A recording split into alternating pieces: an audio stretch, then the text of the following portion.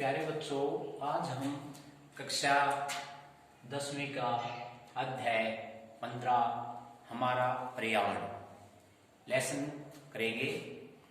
इसके अंदर हमारा पर्यावरण में हमारा जो पहला टॉपिक है वो है जैव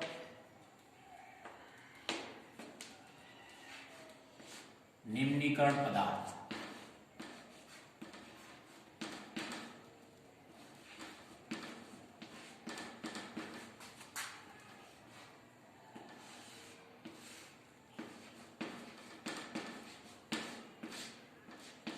जैव निम्नीकरण पदार्थ, जैव निम्नीकरण पदार्थ व अजैव निम्नीकरण पदार्थ।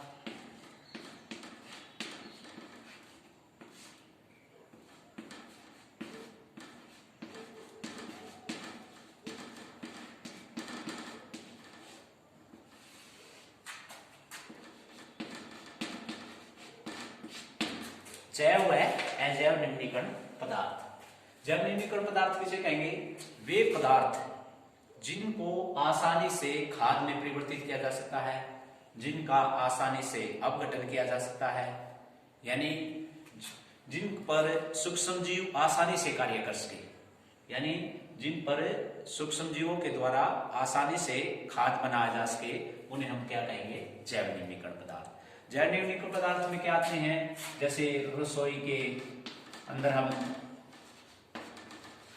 रसोई घर के अंदर जो यूज करते हैं अपशिष्ट पदार्थ, जैसे सब्जियों के छिलके,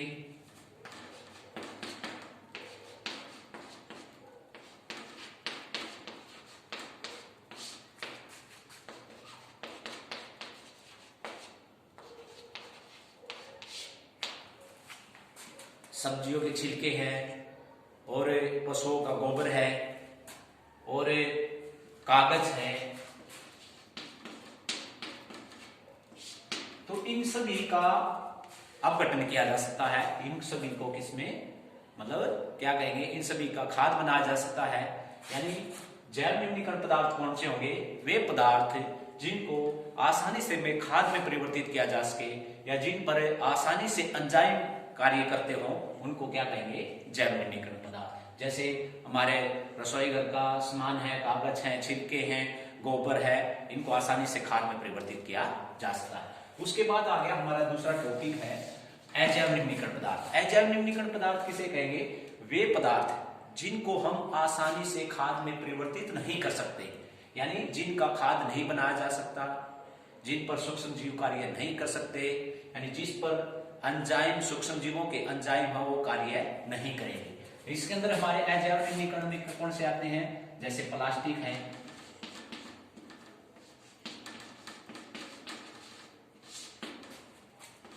रबड़ है,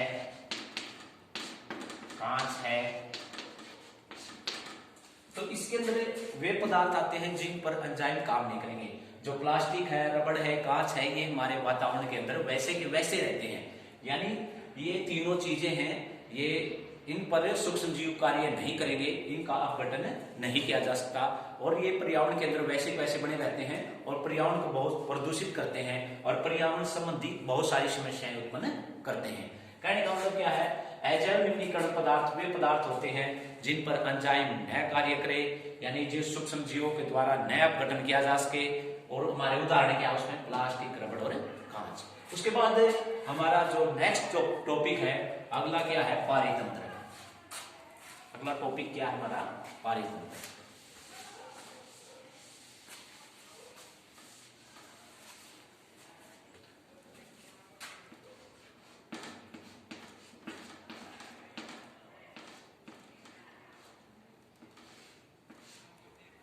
पारितंत्र, पारितंत्र हमारे जैव और अजैव दोनों घटकों के मिलकर बना हुआ है। इसके अंदर जैव और अजैव दोनों घटक आते हैं पारितंत्र के अंदर।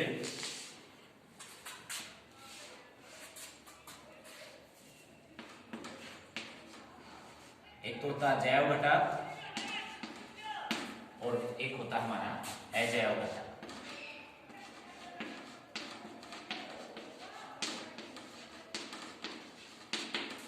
अब जैव घटक में कौन से आते हैं? जैव घटक केंद्र जैसे जो हमारे जैव घटक में है, जैसे उत्पादक हैं,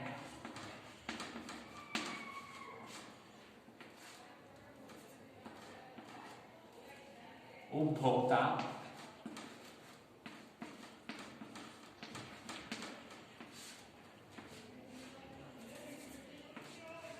अपघटक,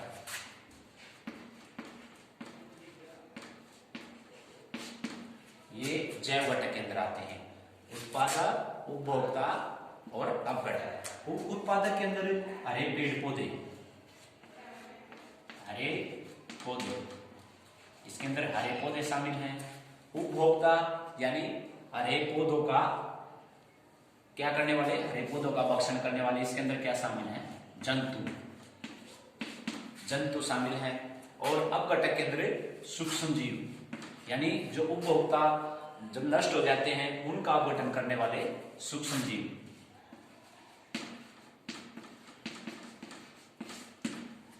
तो ये किसमें आते हैं, जैव घटक के अंदर। उसके बाद अजैव घटक। अजैव घटक, अजैव घटक में हमारे भौतिक कारक,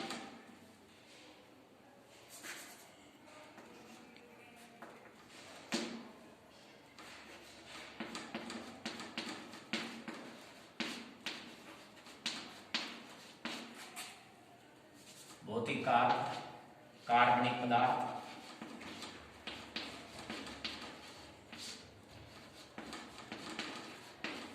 अकार्बनिक पदार्थ।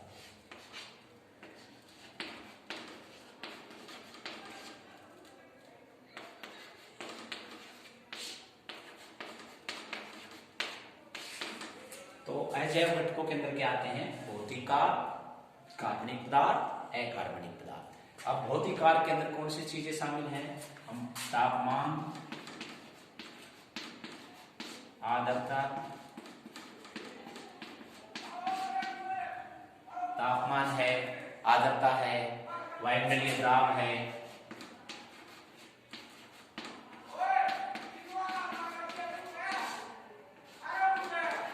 सूर्य का प्रकाश,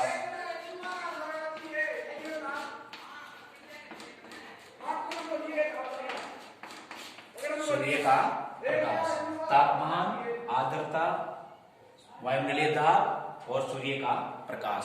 और कार्बनिक पदार्थों के अंदर प्रोटीन, कार्बोहाइड्रेट,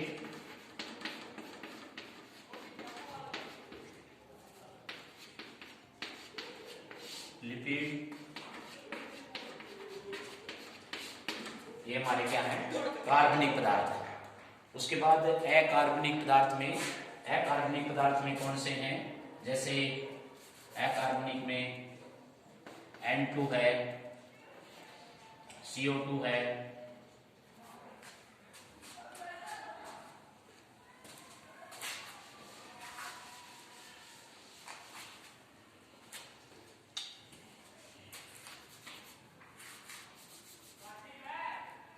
कार्बनिक में हमारे कौन से हैं, सॉरी, कार्बनिक में कौन से शामिल है इसके अंदर, कार्बनिक में CO2 है और क्या है, ऑक्सीजन है,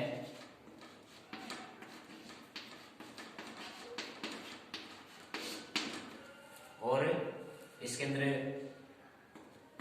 CO2, ऑक्सीजन। और कार्बनिक के अंदर, अकार्बनिक के अंदर कौन से हैं, प्रोटीन, कार्बोहाइड्रेट,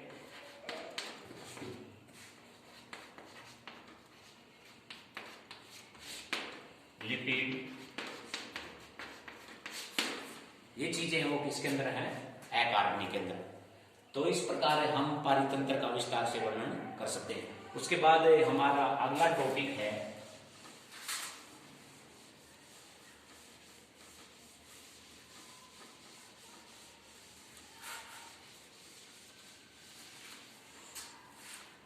नेक्स्ट टॉपिक हमारा पोषी स्तर यानी आहार श्रृंखला।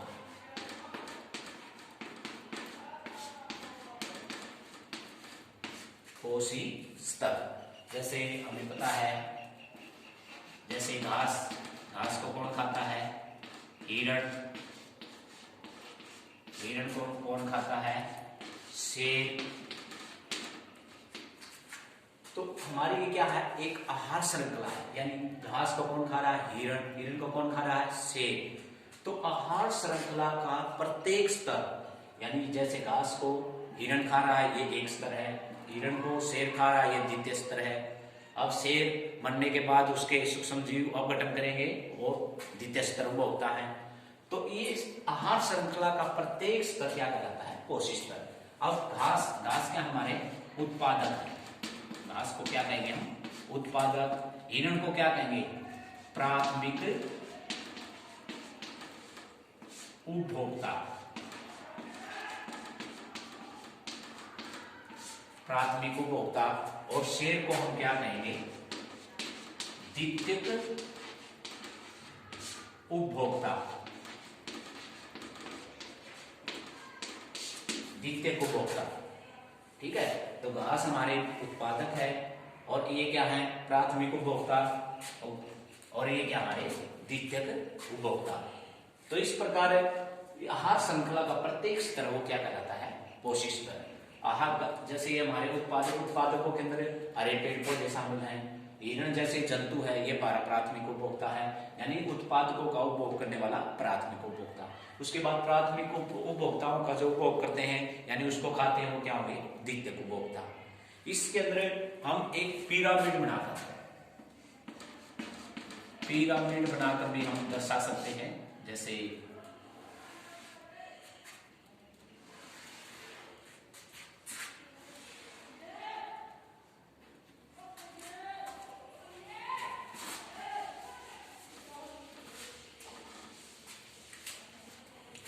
एक पिरामिड बनाएंगे ट्रायंगल आकार का।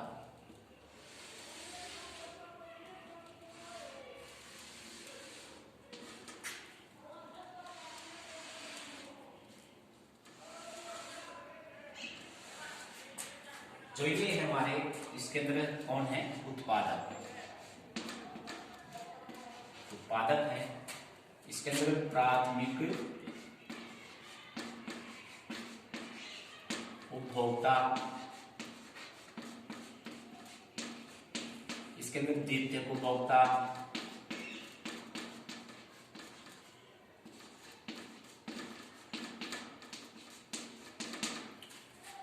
जैसे उत्पादक के अंदर कौन से हैं? हरे पौधे। प्राथमिक उपभोक्ता में कौन है? हिरण। और द्वितीय उपभोक्ता कौन हो गया? शेर। तो ये जो पहली है उत्पादकों की संख्या है, वो हमने ज्यादा बड़ा दिखाया इसलिए सबसे ज्यादा संख्या में है। उसके बाद प्राथमिक उपभोक्ता, वो उससे उत्पादक से कम दिखाया इसलिए वो उससे कम संख्या में है। उसके बाद द्वितीय उपभोक्ता है, वो इससे भी कम संख्या हो जाती है, तो वो इससे कम एरिया दिखाएगा। तो ये हमने एरिया वाइज दिखा रखा है। सबसे ज्यादा संख्या किसकी होती है? उत्पादक की होती है।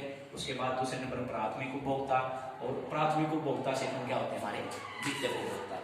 तो इस प्रकार हमने एक पिरामिड के द्वारा हम इसको, उसके बाद हम और भी दिखा सकते हैं तृतीयक उपभोक्ता।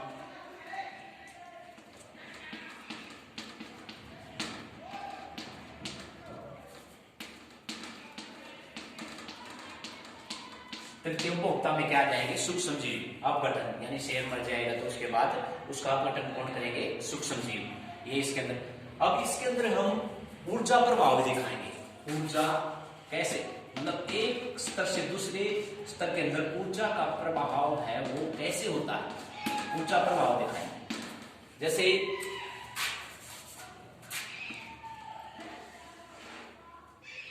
हमारा सूर्य है,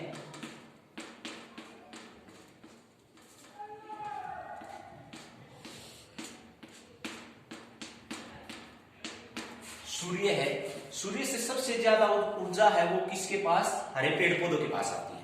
हरे पेड़ पौधों के पास मान लिया हमने 1 लाख जूल, यानी 1 लाख जूल ऊर्जा प्राप्त हो रही है हरे पेड़ पौधों को। तो उसके बाद जो हरे पेड़ पौधों को खा रहे हैं, यानी हिरण को कितनी ऊर्जा मिल रही है? यानी एक स्तर से दूसरे स्तर पर जाएंगे तो कितनी ऊर्जा मिलेगी? तो इससे हम दूसरे स्तर पर क्या मिलेगी कि इसी जो प्राथमिक उप उत्पादक है पेड़ पौधे उसका 10% है, उसका 10%, जैसे इसका 10% निकालेंगे तो 10/100 यानी 10/100 कर देंगे, यानी 0 से 0 और 0 से 0। इस प्रकार कितनी बच गई 10,000। तो पहले को कितनी ऊर्जा मिली 1 लाख, दूसरे को कितनी मिली 10,000 जूल। अब जो हिरण है उसको कितनी यानी 10% 10,000 जूल ऊर्जा प्राप्त होगी। उसके बाद जो हिरण को शेर खाएगा, शेर को कितनी मिलेगी, इसका भी 10% निकालेंगे, 10/100 यानी 0 से 0 0 से 0। इसको शेर को कितनी मिलेगी 1000 जूल, यानी एक स्तर। उसके बाद जो हमारे द्वितीय को उपभोक्ता, उसके बाद तृतीय को उपभोक्ता है, जैसे सूक्ष्म जीव हैं, सूक्ष्म जीव को कितनी मिलेगी यानी कि 1000 का 10% यानी 100 जूल। तो इस प्रकार एक स्तर से दूसरे स्तर तक जाते वक्त ऊर्जा का 10% है वो लॉस हो जाता है, यानी अपनी जैविक क्रियाएं हैं, दूसरी क्रियाएं हैं उसके अंदर खर्च कर देता है। अरे पेड़ पौधे हैं जैसे 1 लाख जूल ऊर्जा प्राप्त होती है, उसका 10% अगले उसको मिलेगा, यानी 10,000 जूल प्राथमिक उपभोक्ता हिरण को मिलेगा, बाकी अरे पेड़ पौधे अपनी जैविक क्रियाओं में लगा देते हैं। इसी प्रकार इसका 10% 1000 जूल, एक इसका शेर को मिलेगा, उसका 10% यानी 100 जूल किसको मिलेगा तृतीय उपभोक्ता यानी सूक्ष्म जीव को। इस प्रकार ऊर्जा का एक स्तर से दूसरे स्तर पर जाते वक्त 10% वो कम हो जाता है। तो ये हमारा क्या है ऊर्जा प्रभाव। ऊर्जा प्रभाव यानी एक से दूसरे स्तर पर जाएंगे तो ऊर्जा का क्या होगा। उसके बाद हम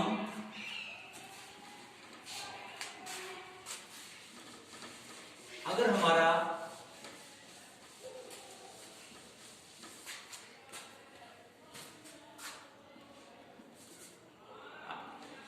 जैसे में ये हमारी श्रृंखला है, घास को हिरण खा रहा है, हिरण को शेर खा रहा है। अगर हमारी श्रृंखला के अंदर एक स्तर है वो लुप्त हो जाए तो क्या होगा। जैसे हिरण है, हिरण अगर लुप्त हो जाते हैं तो हमारी इस आहार श्रृंखला पर क्या असर होगा। अगर हिरण लुप्त हो जाते हैं तो घास की संख्या बहुत ज्यादा में मात्रा हो जाएगी, यानी इस पर कंट्रोल हमारा नहीं रहेगा और बैलेंस बिगड़ जाएगा। इसी प्रकार अगर शेर की संख्या है वो कम हो जाए यानी शेर खत्म हो जाए, अगर ये हमारा द्वितीय उपभोक्ता है, जो तीसरा पोषी स्तर है यानी द्वितीय उपभोक्ता, अगर इसकी संख्या खत्म हो जाती है तो हिरणों की संख्या है वो बहुत ज्यादा हो जाएगी, पर्यावरण बैलेंस है वो नहीं रहेगा। इस प्रकार किसी भी एक स्तर के बीच में से हटने से हमारी जो आहार श्रृंखला है वो टूट जाती है और पर्यावरण संतुलन है वो बिगड़ जाता है। ठीक है, तो इस प्रकार हम कहेंगे अगर किसी भी एक पोषी स्तर में से किसी एक स्तर के नष्ट होने जाने पर हमारी जो पर्यावरण समस्या है यानी पर्यावरण बैलेंस है वो बिगड़ जाता है। उसके बाद हमारा जो नेक्स्ट टॉपिक है वो है जैविक आवर्धन। जैविक आवर्धन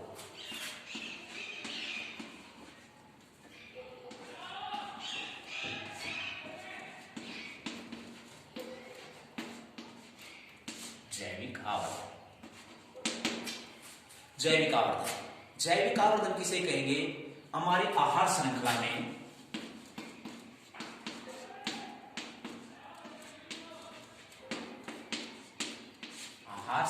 में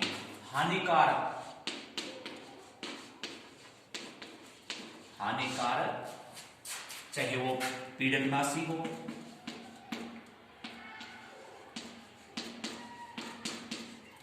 चाहे वो कीटनाशी हो,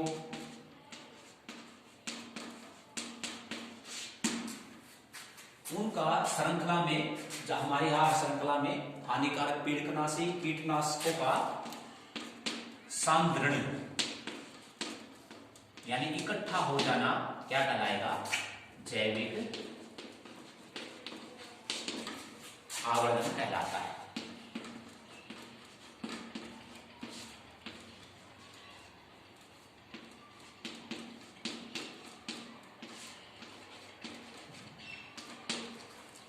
यानी हमारी आहार श्रृंखला में हानिकारक जो जैसे पदार्थ हैं, पीड़कनाशी हैं, कीटनाशी हैं, उनका सांद्रण यानी उच्च पोषी स्तरों में सांद्रण, यानी उच्च पोषी स्तरों में सांद्रण, यानी जो सबसे ज्यादा बड़ा स्तर है उसके अंदर इकट्ठा होना।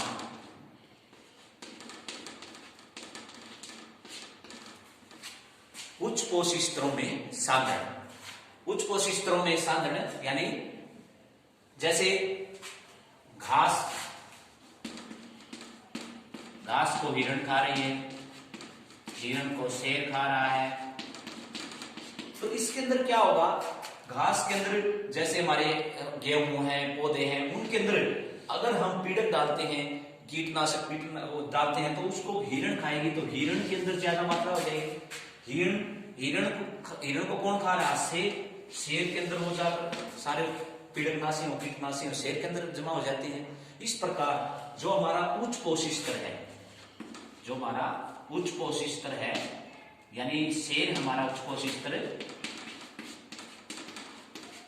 शेर है, इसके अंदर समस्याएं, उच्च पोषी स्तर के अंदर समस्याएं पैदा हो जाती हैं। जैसे शेर के अंदर क्या, जनन संबंधी